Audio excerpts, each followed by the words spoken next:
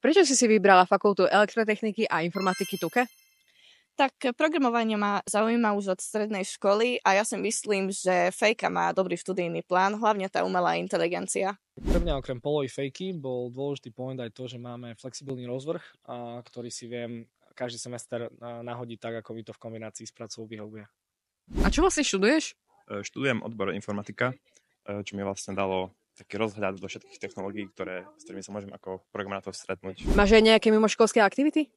Tak počas štúdia mám možnosť sa zúčastňovať vo študentskej televízii, kde sme naposledy zorganizovali akciu Gaming Night, kde si študenti mohli zahrať na hrách ako LOLko, CSko, FIFA alebo NHL. Aké sú tvoje doposiaľ najlepšie vysokoškolské zážitky?